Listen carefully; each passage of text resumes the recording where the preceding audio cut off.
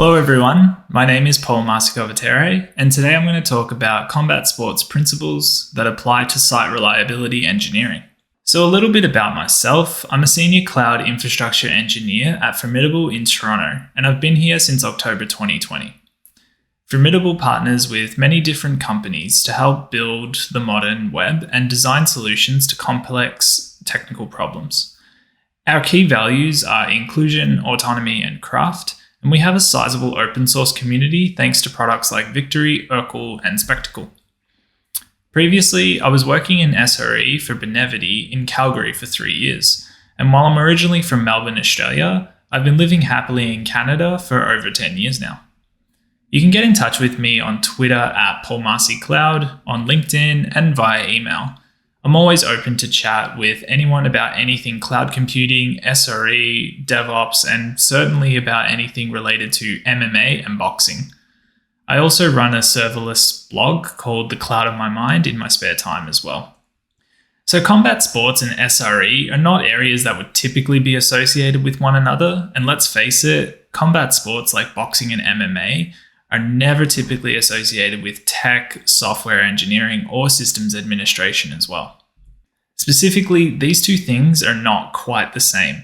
In SRE, we don't have to worry about protecting ourselves at all times or sustaining any bodily injuries, depending on which company you work for, of course. However, there are some principles from the combat sports world that have quite an interesting application to our professional lives in SRE.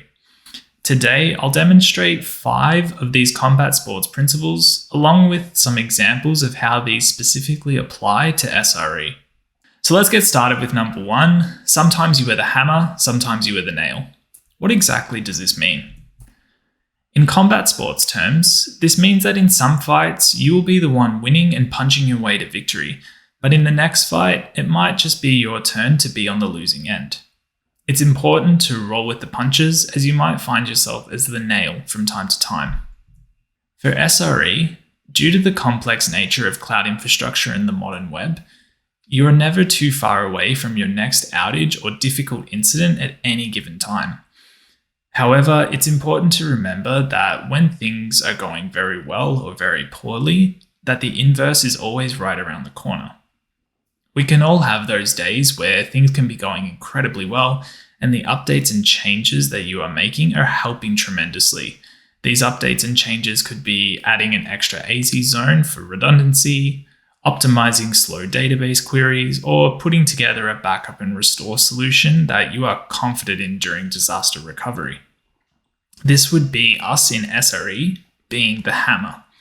However, outages such as cloud vendor or cloud servers unavailability can and will happen.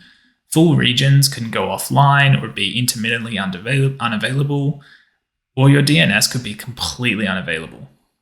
Those days are when we are not the hammer, we are definitely the nail. Like combat sports, in SRE, you need to roll with the punches. Your next outage is never far away, and as best you try, you cannot prevent or architect around each and every one of them. There are going to be busy and complex days, situations, and incidents where you're clobbered from many different angles. It's important to remember that the days where awesome improvements are instrumented, they're always just around the corner, so never be too hard on yourself. Number 2, don't throw and hope, aim and fire. So here's a visual representation of throwing and hoping for everyone to understand. And this is a visual representation of aiming and firing. Homer didn't have quite enough power on the punch, but the accuracy was pretty on point. So in combat sports, this takes shape of fighters sometimes wanting to throw haymakers and hope that a knockout shot lands to win the fight. However, many fighters are of the belief that precision beats power and timing beats speed. In SRE, similar situations certainly occur. For example, when faced with a slow-performing website, you may just increase the infrastructure memory or CPU availability to see if that resolves a particular issue. You could start terminating whatever services are running on a server to free up available memory or CPU resources to see if that helps as well. You might even perform the classic turn it off and on again tactic and hope that fixes an issue.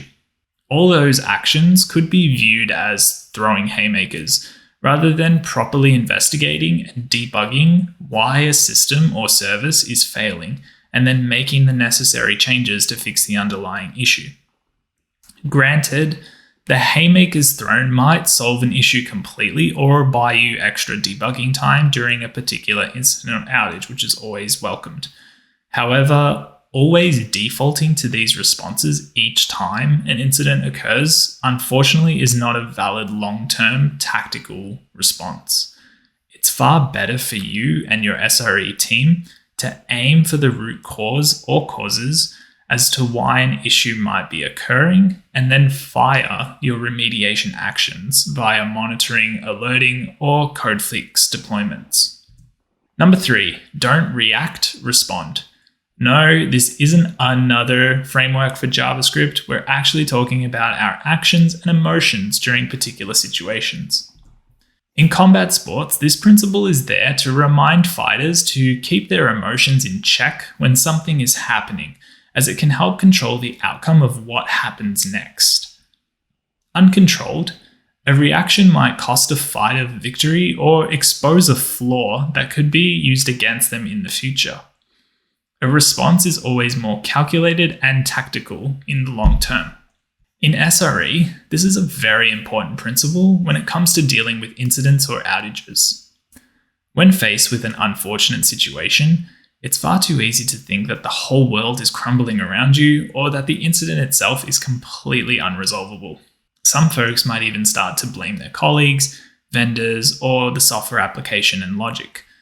This is very easy to do, and it's very easy to react in this way. However, the consequences of directing this blame is very hard to undo. A more measured and mature response during an incident or outage has several advantages. It allows your SRE team to focus clearly on the task at hand and not be distracted by the external noise. It also shows great leadership and calmness under pressure to those involved with the incident. No one wants to be on the receiving end of a negative reaction to an incident or outage, and a more measured response will always elicit a better outcome than a knee-jerk reaction. We in SRE call this incident response and not incident reaction for this specific reason. So remember to take a moment to breathe, think, plan, and then respond accordingly. At the end of the day, all problems have solutions. Number 4, it only takes one punch to change a fight. This is very important when it comes to combat sports, as a perfectly placed punch that is thrown can cause you to win a fight, or a perfectly placed punch that is absorbed can cause you to lose a fight. This gives fighters hope that even if things are not going their way, one punch can change everything. In SRE, we can take this principle and apply it to many things, but in particular it applies to incident response. Sometimes it might feel like a particular problem or incident cannot be solved or fixed. However, it's important to keep in mind that sometimes all the team requires is one particular command or corrective action to fix an incident or problem entirely. This can take shape in the form of a firewall rule, updating an application package, downgrading an application package, or migrating traffic from one availability zone to another. Sometimes that one particular action helps resolve many different issues.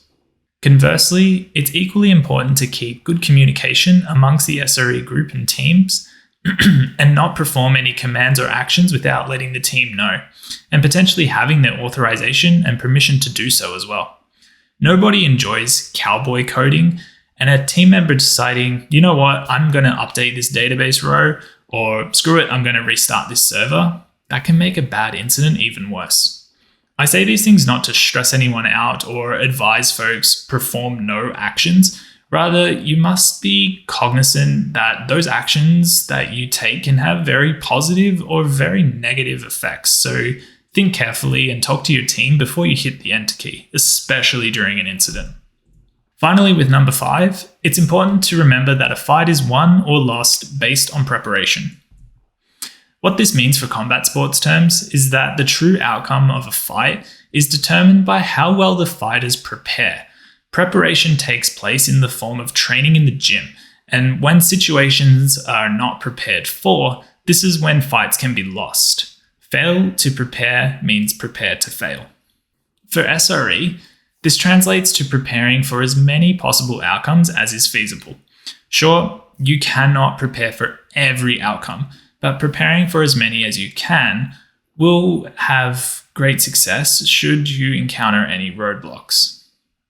For example, it's important to practice game day exercises for disaster recovery, so that when an actual outage occurs, things do not feel so unfamiliar. This can be hugely beneficial as it gives the SRE team a chance to refine their incident response coordination, be it through roles and/or processes with practice exercises, rather than during an actual outage where services are unavailable for your clients and for your customers. This refinement is essentially the preparation needed so that if similar incidents happen in the future, the SRE team has some comfort in being able to troubleshoot and resolve the incident faster.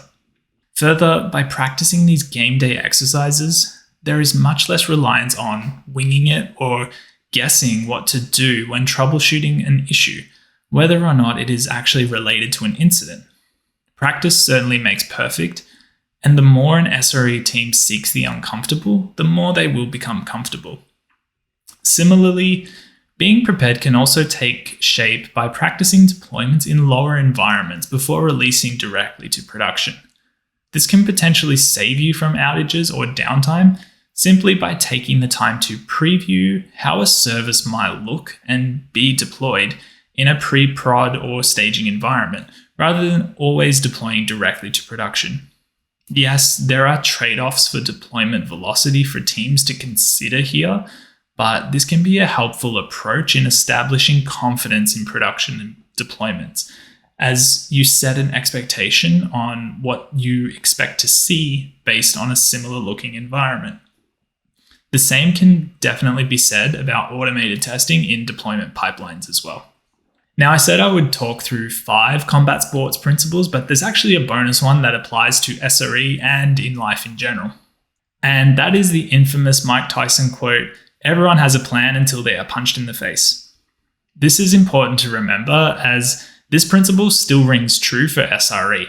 The best laid plans for launching a service or product can quickly go awry due to a whole host of reasons. Failing tests, incorrect size scaling groups, even expired SSL certificates can all cause incidents or affect service availability very quickly.